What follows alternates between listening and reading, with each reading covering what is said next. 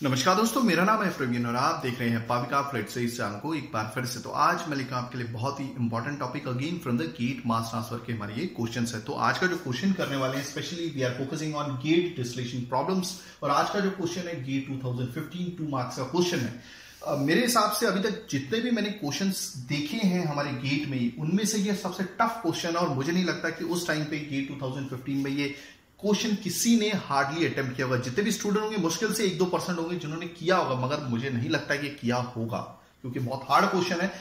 अभी तक के हमने कम से कम सॉल्व किए होंगे अराउंड 18 to 20, तो उसमें से सबसे ये हार्डेस्ट प्रॉब्लम है। ठीक है, गेट 2002 से लेकर गेट 2020 तक का जितना भी मैंने एनालिसिस किया है। बट आगे बढ़ने से पहले अगर आपने मेरा चैनल सब्सक्राइब नहीं किया तो प्लीज ये आपसे बहुत बड़ी सी रिक्वेस्ट कि आप मेरा चैनल सब्सक्राइब कीजिए, लाइक एंड शेयर करना मत भूलिएगा ताकि मैं ऐसे ही एजुकेशनल वीडियोस आपके लिए हमेशा हर पल लेके आता रहूं। और इसी वीडियो के डिस्क्रिप्शन बॉक्स में अगर आप देखें तो आपको एक लिंक मिलेगा जहां से आप इसी चैप्टर यानी कि जो हमारे चैप्टर का नाम है यानी कि प्लेलिस्ट का नाम है गेट मास ट्रांसफर प्रॉब्लम्स के तमाम वीडियोस फ्रॉम गेट 2002 से लेकर गेट 2020 तक डाउनलोड कर सकते हैं। और आपसे एक विनम्र विनती है, रिक्वेस्ट है कि अगर आपको लगता है कि हाँ आपने हमारे चैनल से कुछ सीखा है, क्योंकि हमारा चैनल गेट के ऊपर बेस्ड है, गेट केमिकल इंजीनियरिंग पे, देन फ्लूइड मैकेनिक्स पे है, स्ट्रेंथ ऑफ मेटल पे है, हीट ट्रांसफर पे, अलग अलग सब्जेक्ट्स पे आपको मैथमेटिक्स के भी मिलेंगे, फिजिक्स केमिस्ट्री 11-12 के मिलेंगे। अगर आपको लगता है कि हमारे चैनल से आपने कुछ गेन किया है, कुछ अच्छे मार्क्स लाए यूनिवर्सिटी एग्जाम में गेट में, तो प्लीज दिल खोल के दान कीजिएगा। उसका भी लिंक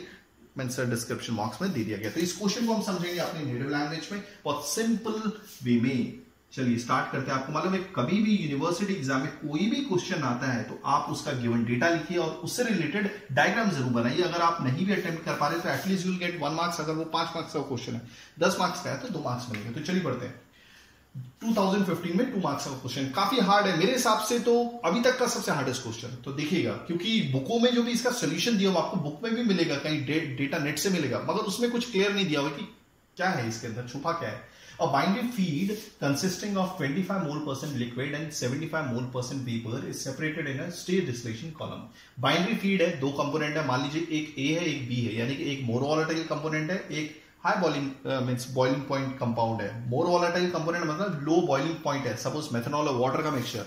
तो methanol 60 degree Celsius temperature around और 100 उसका क्या बोलते हैं पानी का है, तो 60 डिग्री सेल्सियस मेथनॉल मींस, और जो पानी है 100 डिग्री सेल्सियस। तो ये होता है हाई बॉइलिंग पॉइंट कंपाउंड और ये होता है लो बॉइलिंग कंपाउंड। ओके, तो जो फीड आ रही है, ठीक है, दोनों देखिए ए और बी, मेथनॉल और वाटर दोनों मिक्स है। सपोज एग्जांपल ले लीजिए, मेथनॉल और वाटर यानी कि दोनों मिक्स फीड है, उसमें 25 मोल% लिक्विड है, यानी जो फीड है उसमें कुछ अमाउंट आपका लिक्विड है और कुछ अमाउंट आपका वेपर है। तो कितना है दैट इज मैं यहां पर लिखूंगा Q = 0.25। तो याद रखिएगा फीड का उतना हिस्सा, फीड का कुछ पार्ट जो लिक्विड होता है, तो बताया हुआ है कि कितना पार्ट है लिक्विड आपका 25 मोल%। ठीक है, और याद रखिएगा हर जो मोल परसेंट होता है कभी भी 100 से ज्यादा नहीं होता। अगर आप मोल फ्रैक्शन से निकालना चाहते हैं तो मोल फ्रैक्शन कभी भी 1 से ज्यादा नहीं होता। तो मोल परसेंट को आप 100 से डिवाइड कर दीजिए, आपको क्या मिलेगा, मोल फ्रैक्शन।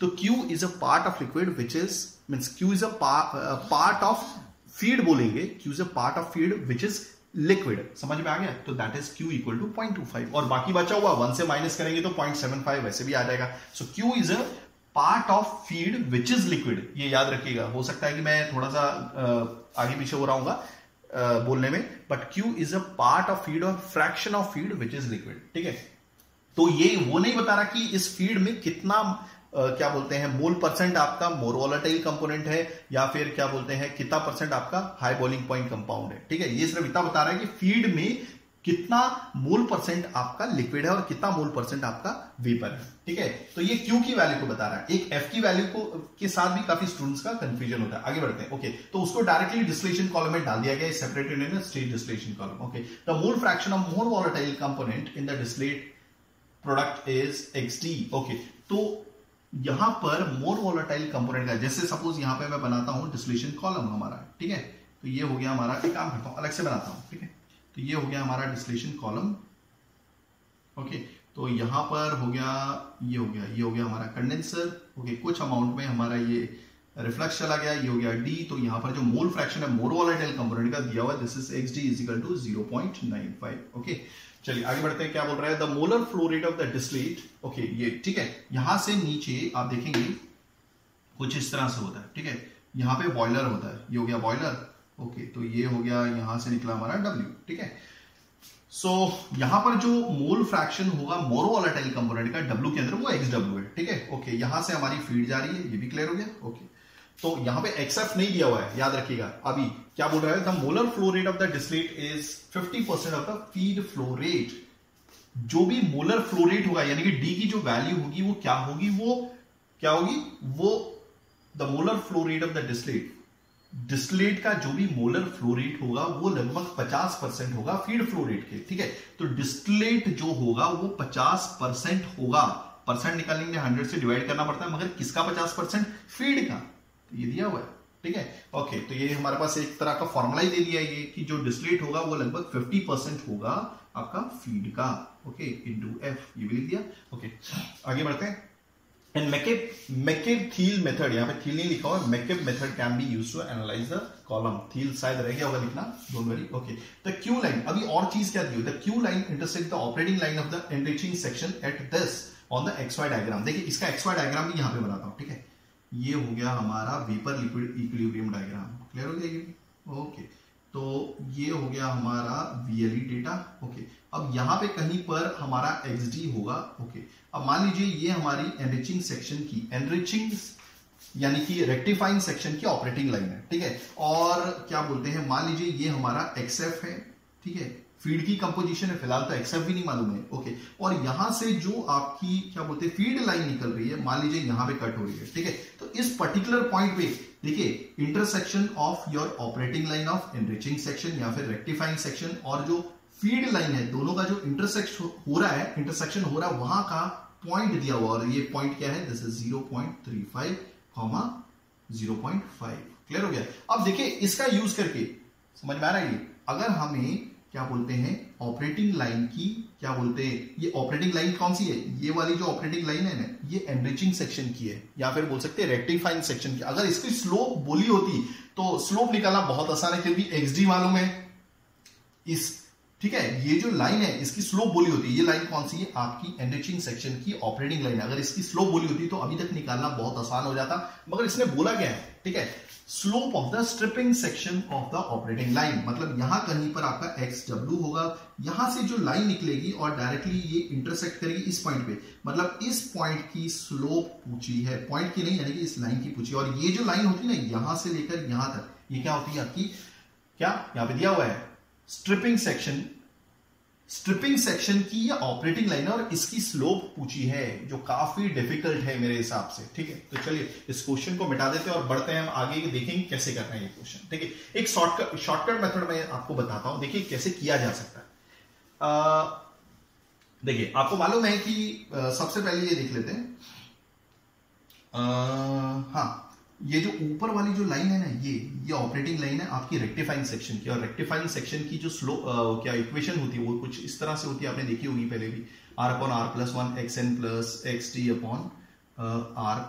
ओके, अब ये तो हो गई हमारी ऑपरेटिंग लाइन की इक्वेशन। ओके, अब ये जो फीड है, ठीक है, जहां से फीड एंट्री करवाई जा रही थी, जिसमें आपका क्या बोलते हैं जो क्या बोलते हैं लिक्विड था वो 25 मोल % था, और जो वेपर था वो आपका 75 मोल % था, ये उसकी कंडीशन थी ना। तो ये जो लाइन है ये आपकी फीड लाइन की इक्वेशन, मींस ये फीड लाइन है, और फीड लाइन की इक्वेशन क्या होती है, that is y is equal to, this is -q/1 - q plus xf/1 - q। देखिए अब सिंपल है, अगर मुझे इस लाइन की यानी कि जो स्ट्रिपिंग सेक्शन है, ओके, और वहां पर जो स्ट्रिपिंग सेक्शन में जो ऑपरेटिंग लाइन है स्ट्रिपिंग सेक्शन की, अगर उसकी स्लोप निकालनी है तो सबसे पहले हमें XW डिफाइन करना होगा। जब तक XW नहीं आएगा, ये शॉर्टकट मेथड है, XW नहीं आएगा। मगर देखिए क्योंकि हमें ना ही VLE डेटा मालूम है और हमारे पास इतना टाइम नहीं है, क्योंकि गेट में आया हुआ क्वेश्चन है, तो अभी हम कहाँ ये ड्रॉ करते बैठेंगे सारी चीजें, और फिर ग्राफ लेंगे, प्रोटेक्टर लेंगे, ये सारी चीजें लेंगे। तो मैं एक शॉर्टकट मेथड बता रहा था आपको, देखिए इसको करने का एक और मेथड है। अगर हम कैसे भी XW निकाल लें,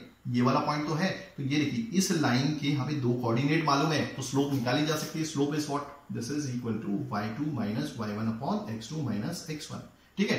XW निकाल लें, और क्या बोलते हैं ये पॉइंट तो दिया हुआ है, तो इस कोई भी लाइन के अगर दो कोऑर्डिनेट दिए हुए हैं तो आप उसकी स्लोप निकाल सकते हैं, बहुत आराम से निकाल सकते हैं। वो देखिए कैसे। ओके, ये जो इक्वेशन थी ये आपकी फीड लाइन की इक्वेशन है। ओके, Q की वैल्यू है तो Q की आ जाएगी। ओके, अब मैं ये बोल रहा था कि ये जो इक्वेशन है आपकी किसकी है, फीड लाइन की, तो ये negative Q upon 1 minus Q जो होगी ये स्लोप होगी फीड लाइन की। क्या होगी? स्लोप होगी फीड लाइन की। ये तो क्लियर हो गया। अब क्यू वैल्यू मालूम है तो आप स्लोप तो निकाल लोगे फीड लाइन की, slope of feed line.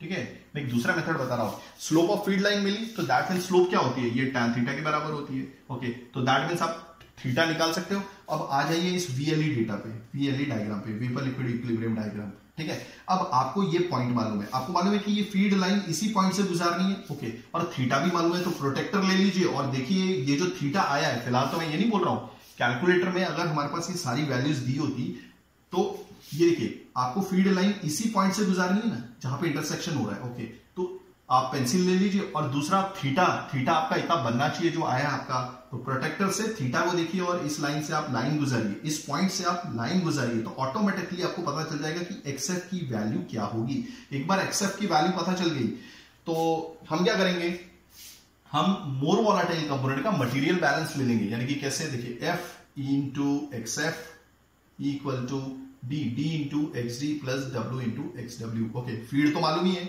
Okay, feed मान लेते हैं। हाँ, एक चीज और है, बेसिस ले लेते हैं। बेसिस क्या होता है? Let 100 kilo mole be feed. Clear हो गया? ओके, फीड अगर 100 किलो मोल है तो चलिए, तो ऑलरेडी हमारे पास यहाँ पे बताया हुआ है डिस्टिलेट क्या है, 50% अपॉन 100 इंटू एफ कितना है, अभी हमने 100 लिया ही अज्यूम किया है। ओके, तो ये 100 cancel, so distillate is equal to 50। ये क्लियर हो गया? ओके, अब टोटल मटेरियल बैलेंस ले लीजिए थोड़ी देर के लिए। टोटल मटेरियल बैलेंस कितना होता है यहाँ पे लिखता हूँ, देखिए एफ एंटर हो रहा है, बाहर कितना निकल रहा है D। ओके, नीचे से कितना निकल रहा है W। ओके, F 100 है, डिस्टिलेट 50 है, तो W भी कितना आएगा आपका, W इज ऑल्सो 50। ठीक है, तो अब देखिए F मालूम है, XF भी अभी ग्राफ से निकला। ओके, चलेगा। D मालूम है, XD तो ऑलरेडी दिया 0.95। ओके, W मालूम है, XW निकल जाएगा। सो XW निकला तो दैट मींस ये तो हमें फाइंड आउट करना था। अब इस लाइन के ये वाला कोऑर्डिनेट और ये वाला कोऑर्डिनेट मालूम है, आप आराम से स्लोप निकाल सकते हैं। तो ये एक मेथड है, ठीक है, जो काफी थोड़ा है लेंदी, मगर अब ये गेट में ये थोड़ी ना यूज करेंगे। ठीक है, ये तो क्लियर हो गया। ओके, तो अब हम आते हैं कि हमें करना क्या है। ठीक है, क्योंकि देखिए ना हमारे पास D है वहां पर, ना यहाँ पे पेंसिल वेंसिल होगी, ना कुछ नहीं होगा, ग्राफ भी चाहिए, वो कौन प्लॉट करेगा। ओके, तो सिंपल है। देखिए अब एक चीज मैं ये बोल रहा था, ये वाली जो इक्वेशन है, ये ऑपरेटिंग, ये जो इक्वेशन है ये रेक्टिफाइंग सेक्शन की ऑपरेटिंग लाइन की इक्वेशन है। ये तो क्लियर हो गया। ओके, और ये जो है ये स्लोप है आपकी इसी ऑपरेटिंग लाइन की। ये भी क्लियर हो गया। ओके, अब दूसरी चीज देखिए, आपकी जो ऑपरेटिंग लाइन है ना, एनरिचिंग सेक्शन की, रेक्टिफाइंग सेक्शन की, ये इस पर्टिकुलर पॉइंट से गुजर रहा है, तो दैट मींस ये जो पॉइंट्स हैं, ये जो कोऑर्डिनेट्स हैं, ये इस इक्वेशन को सेटिस्फाई करते हैं। किस इक्वेशन को? इस इक्वेशन को। समझ गया? ये जो कोऑर्डिनेट, क्योंकि ये पॉइंट इस ऑपरेटिंग लाइन पे लाई कर रहे हैं, बताया ना कि ये जो क्यू लाइन है और जो ऑपरेटिंग लाइन है ये इंटरसेक्ट हो रहे हैं इस पॉइंट पे, तो दैट मींस हम ये बोल सकते हैं ये जो कोऑर्डिनेट है या फिर ये जो पॉइंट है ये इस इक्वेशन को सेटिस्फाई करते हैं। और ये इक्वेशन कौन सी है आपकी? ऑपरेटिंग लाइन की। यानी कि ये कौन सी इक्वेशन है आपकी? स्ट्रिपिंग नहीं, रेक्टिफाइंग सेक्शन की ऑपरेटिंग लाइन है। तो दैट मींस ये x की वैल्यू और ये y की वैल्यू है। x क्या है 0.35, y क्या है 0.5, तो हम x की जगह यानी कि xn की जगह ये डाल देंगे, क्या बोलते हैं, समझ रहे हैं, और 0.5 की जगह yn+1 डाल देंगे। सिंपल है, और r की वैल्यू निकल जाएगी हमारी। xd तो ऑलरेडी दिया हुआ है, सो yn+1 क्या डालूंगा, 0.5 is equal to r upon r+1। xn की जगह 0.35 डाल दूंगा। हो गया क्लियर? प्लस xd 0.95 है। Okay, r+1। तो आई होप आपको चीजें समझ में आ गई, मैं समझाने की क्या कोशिश है मेरी। ओके, अब मैं क्या लूंगा, एलसीएम लेता हूं, यहां पे करता हूं। देखिए r+1 को एलसीएम ले लिया, यहां पर तो ऑलरेडी 0.5 था, इसको इससे डिवाइड किया, सेम नीचे आएगा, सो यहां पर क्या आएगा 0.35 r, बीच में प्लस है, इसको इससे डिवाइड किया 1 आया और ऊपर आ गया 0.95। ओके, अब मैं क्या करूंगा, इसको क्रॉस मल्टीप्लाई कर दूंगा। सो देयरफॉर पहले 0.5 r से मल्टीप्लाई होगा तो 0.5 r प्लस 0.5 1 से मल्टीप्लाई होगा प्लस यानी कि 0.5 इज इक्वल टू 0। देखिए क्वेश्चन बहुत खास है, ध्यान से देखिएगा इसे। ओके, सिंपली अब पॉइंट इसको मैं इस साइड ले आऊंगा, सो 0.5 r माइनस 0.35 r, ठीक है, इज इक्वल टू 0.95 माइनस 0.5, तो ये कितना आ जाएगा, this is 0.15 r is equal to 0.95 से 0.5 गया तो this is 0.545, so r is equal to 0.45 upon 0.15, so this is equal to 3। तो ये हो गया हमारा r की वैल्यू। अब आपको मालूम है जो भी आया है that is r equal to, आपको मालूम है L/D होता है और दिस इज L। ठीक है, ओके, थैंक यू। तो ये हो गया हमारा ये क्वेश्चन। अब ये पूरी तरह से लगभग हो गया है, तो फिलहाल इसको तो हम निपटा देते हैं, ठीक है। अब यहां पर देखिएगा, ये काफी इंटरेस्टिंग बनने जा रहा है क्वेश्चन, ठीक है। अब मैं थोड़ा सा एक डायग्राम बनाता हूं, देखिए इसको अब हम अच्छे से एनालिसिस करते हैं, ठीक है। ये हमारा हो गया एनरिचिंग सेक्शन, ओके। अब ये वाला जो हो गया, ध्यान से देखिएगा, काफी इंटरेस्टिंग दिखेगा और ये यही चीज बुकों में समझ में नहीं आती, ठीक है। अब यहां से ये निकाला, ओके, ये हो गया हमारा कंडेंसर, ओके। यहां से ये एंटर हो गया एल, ये हो गया डी, ये हो गया कॉमा, हाँ एफ यहाँ पे, ये इसका पार्ट है, ओके, एक्स डी, ठीक है चीज वही है, बस बता रहा हूं आपको, ठीक है। ऊपर से वी आया, ओके, कोई प्रॉब्लम नहीं है। नीचे यहां पर आता है, ओके, यहां पर ये बॉयलर है, ओके। सो बॉयलर से क्या निकलेंगे, वेपर, वेपर को वी डैश डाल देता हूं और यहाँ पे मोल फ्रैक्शन y ही निकलेगा, तो y y डैश, ठीक है। यहां पर क्या निकलेगा, लिक्विड l डैश, यहां पर x x डैश, ठीक है, ओके। अब यहां से ये आ रहा है, तो ये वही चीज निकलेगी w, x w, हो गया। चलिए यहां से क्या निकल रहा है आपका, ये था आपका d निकलेगा, ठीक है। यहां पे लिखता हूं d, x d, ओके। अब जो ये फीड एंटर हो रही है वो कहां पे हो रही है, याद रखिएगा ये nth प्लेट है। कौन सी प्लेट है ये, nth प्लेट, ओके। और इसके ऊपर वाली n-1 होगी और इसके नीचे वाली, देखिए यहां से अगर काटा है हमने तो इसके नीचे वाली n+1 होगी। कौन सी होगी, n+1 प्लेट, ओके। ये भी क्लियर हो गया, ओके। अब जो फीड आ रही है वो यहां पर आ रही है, F। और याद रखिएगा जो फीड है वो पार्शियली वेपर है, पार्शियली आपकी लिक्विड है। तो जो लिक्विड वाला पार्ट होगा, सपोज ये F है, ठीक है, लिक्विड वाला पार्ट होगा। एक काम करता हूं, यार कलर से लिखता हूं आपको, कौन से कलर से लिखूं, हाँ, जो लिक्विड वाला पार्ट है, देखिए फीड में ऑलरेडी बताया है कि कुछ 25 मोल % आपका लिक्विड था और बाकी 75% मोल % आपका क्या था, वेपर था। तो ये वाला पार्ट देखिए, इसमें से कुछ वाला पार्ट ऊपर चला जाएगा, हो गया, मान लीजिए कुछ भी v डैश, ठीक है, ओके। अब कुछ पार्ट नीचे आ जाएगा, हो गया क्लियर। थोड़ा सा ऊपर लेता हूं, ठीक है,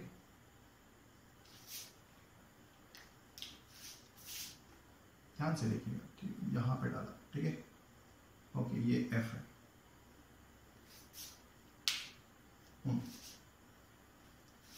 तो इसमें से कुछ पार्ट ऊपर जाएगा, जो वेपर वाला होगा, यानी कि जो 75 मोल % है वो ऊपर चला जाएगा, ओके। कुछ पार्ट इसका नीचे आ जाएगा। अब क्या है, वो वाला पार्ट, फीड का वो वाला पार्ट जो लिक्विड है वो क्या होगा, F का F इंटू क्यू, समझ गया। क्यू क्या है, एक मोल फ्रैक्शन है, जो फीड का कुछ मोल फ्रैक्शन है या फिर परसेंटेज बोल सकते हैं, ठीक है। तो जो पार्ट नीचे आने वाला that is F into Q, क्या है, F इंटू क्यू। F का वो वाला पार्ट जो लिक्विड है, तो F इंटू क्यू वाला पार्ट जो नीचे लिक्विड है, तो ये नीचे जाएगा, हो गया क्लियर। यहां पे तो F इंटू क्यू, ओके। अब इसमें से एक चीज और देखने वाली है, ओके। अब ये n प्लेट है, तो यहां से जो नीचे चीजें आएंगी, ठीक है, यहां से जो नीचे चीज आने वाली है वो तो लिक्विड ln ही आने वाला, और इससे रिलेटेड जो मोल फ्रैक्शन होगा, क्योंकि लिक्विड है तो ln जाएगा, ओके। ये वाली प्लेट n+1 है, तो यहां से जो निकलने वाला वेपर ऊपर की तरफ जाएगा, दैट इज Vn+1, ओके। और यहां पर जो आपका क्या बोलते हैं मोल फ्रैक्शन होगा वेपर का, दैट विल बी Yn+1, हो गया, ओके। एक बार वापस रिपीट करो, फीड में दो पार्ट है, एक तो 75 मोल % जो वेपर के तौर पे वो ऊपर निकल जाएगा, ओके। और जो लिक्विड होगा वो इस पार्ट में लिखेगा, देखिए ऐसे काम करता हूं, इसी को यूज कर देता हूं, पेन को, ठीक है। ये होगा F और ये Q, ओके। अब दूसरी चीज, ये जो रिफ्लक्स है ये भी तो आ रहा है नीचे, तो ये वाला पार्ट नीचे आ जाएगा, ये क्या आ रहा है, दैट इज L, ये रिफ्लक्स वाला पार्ट नीचे आ रहा है, ठीक है, ओके। तो ऑलरेडी R इजिकल टू हमारे पास था ही, जैसे कि मैंने आपको बताया, दैट R को लिखा, R को नहीं, हाँ, L/D को 3 तो लिखा ही जा सकता है, ये तो R के बराबर ही है, so therefore L is equal to 3D लिखा जा सकता है, यानी कि L की जगह हम 3D लिख सकते हैं, कोई प्रॉब्लम नहीं है, यहां पे लिख देता हूं, इसी से रिलेशन है, L is equal to D को यहां मल्टीप्लाई किया, दिस इज 3D, हो गया ये क्लियर, ओके, ठीक है, ओके। 20 मिनट्स हो गए, ठीक है। मैं कोशिश करता हूं जल्दी जल्दी समझाने की आपको, ओके। अब मैं काम करूंगा सिंपली, अब मैं मटेरियल बैलेंस कर, देखिए ये हो गया हमारा रेक्टिफाइंग सेक्शन, ये हो गया हमारा स्ट्रिपिंग सेक्शन, हो गया। तो स्ट्रिपिंग सेक्शन पे मटेरियल बैलेंस करता हूं, सबसे पहले ओवरऑल मटेरियल बैलेंस करता हूं, ठीक है। अब देखिए ये जो Ln है ये तो नीचे ही जा रहा है ना भाई, ओके क्लियर हो गया। ओके तो स्ट्रिपिंग सेक्शन ये हो गया हमारा स्ट्रिपिंग सेक्शन। देखिए कितने पापड़ मिलने पड़ते हैं इस क्वेश्चन में। ओके तो स्ट्रिपिंग सेक्शन पे हम ओवरऑल मटेरियल बैलेंस निकाल रहे हैं, ओवरऑल मटेरियल बैलेंस। तो ओवरऑल मटेरियल बैलेंस क्या होगा आपका, देखिए ये लिक्विड नीचे आ रहा है, सो Ln याद रखिएगा ये मोल फ्रैक्शन है, नीचे आ रहा है लिक्विड Ln। ओके अब नीचे आ रहा है तो इस स्ट्रिपिंग सेक्शन से बाहर क्या निकल रहा है, एक तो ये Vn+1 ये जो वेपर है Vn+1, काफी बुकों में ये बताया नहीं है ढंग से तो आप देखिएगा समझिए। ओके बाहर क्या निकल रहा है, क्या निकल रहा है भाई W हो गया ये, तो ये मैं इक्वेशन 1 कर देता हूं। अब मैं करूंगा material balance of more volatile component over stripping section. याद रखिएगा ये स्ट्रिपिंग सेक्शन पे लगा है, over stripping section, over stripping, क्योंकि मैं इसे इक्वेशन भी निकाल के बताऊंगा आपको, ये क्या स्ट्रिपिंग जो ऑपरेटिंग लाइन है स्ट्रिपिंग सेक्शन में, ठीक है।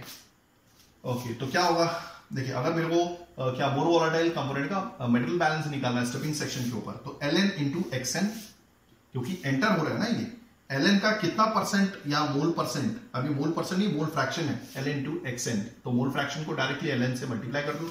ओके बाहर क्या निकल रहा है आपका वेपर Vn+1, ओके उसमें कितना आपका मोर वॉलेटाइल कंपोनेंट है, दैट इज Yn+1, तो इंटू करो Yn+1 प्लस, ओके बाहर क्या निकल रहा है W, ओके W में कितना आपका मोल फ्रैक्शन है मोर वॉलेटाइल कंपोनेंट का, तो ये होगा। ओके अगर हमें Yn+1 की वैल्यू चाहिए, ठीक है, और यहाँ पे Vn+1 तो था ही, ओके तो मैं क्या करूंगा Ln xn, इसको मैं एक साइड ले लूंगा नेगेटिव WxW, ओके मुझे क्या चाहिए Yn+1 की वैल्यू चाहिए, सो Ln xn माइनस WxW, ये आ जाएगा Vn+1 नीचे। ओके और अच्छे से लिखेंगे तो यहां पे लिखता हूं, ये इंडिविजुअली डिवाइड कर दीजिए, Ln xn अपॉन Vn+1 minus WxW Vn+1 is equal to Yn+1। तो हमें क्या जीता एक्चुअली में, स्लोप ऑफ क्या होता है स्ट्रिपिंग सेक्शन में जो ऑपरेटिंग लाइन है, जो नीचे वाली आपको लाइन दिख रही थी उसकी स्लोप, और स्लोप क्या होती है ये होती है, ये देखिए Ln अपॉन Vn+1, तो यहां पर तो हमें ये डिटरमाइन कर रहा है Vn upon Vn+1 is equal to slope, यही तो हमें चाहिए। हो गया, अब ध्यान से देखिएगा अब ये कैसे निकालेंगे, हाँ ये तो हो गया। अब क्या करना है हमें, ये तो हमने काफी मतलब कर लिया। ओके सो फाइनली हाँ हमें क्या करना था, अभी कुछ तो रह गया था हमारा। ओके ये तो सारी चीजें हो गई। हाँ मैं एक चीज बता रहा था आपको, ठीक है। अब देखिए ये जो Ln आ रहा है, ठीक है, ये जो Ln आ रहा है ये किसका कलेक्शन है, ये भी तो देखना जरूरी है। ओके तो यहां पे देखिएगा, यहां पे बताता हूं, ठीक है। ये जो Ln आ रहा है, ये जो Ln आ रहा है ये किसका कलेक्शन है, ये Ln जो आ रहा है, देखिए एक तो फीड का वो वाला हिस्सा जो ऑलरेडी लिक्विड है वो क्या है, Q is the fraction of feed which is liquid, तो F का Q एक मोल फ्रैक्शन है ऐसा समझ ले, मतलब दिया ही हुआ है मोल फ्रैक्शन ही हो, ठीक है। तो F इंटू मोल फ्रैक्शन, तो ये वाला हिस्सा होगा जो लिक्विड है और ये फीड के अंदर था। ओके तो Ln is equal to FQ plus, और जो ये जो आपका रिफ्लक्स आ रहा है L, हो गया यही पार्ट है। ओके और फीड का वो वाला हिस्सा जो ऊपर चला गया उसे थोड़ी ना कैलकुलेट करना है क्योंकि Ln चाहिए। सो Ln इज व्हाट, F क्या थी हमारी 100, हमने अज्यूम किया था। Q क्या है हमारा, this is 0.25, okay plus L क्या है हमारा 3D,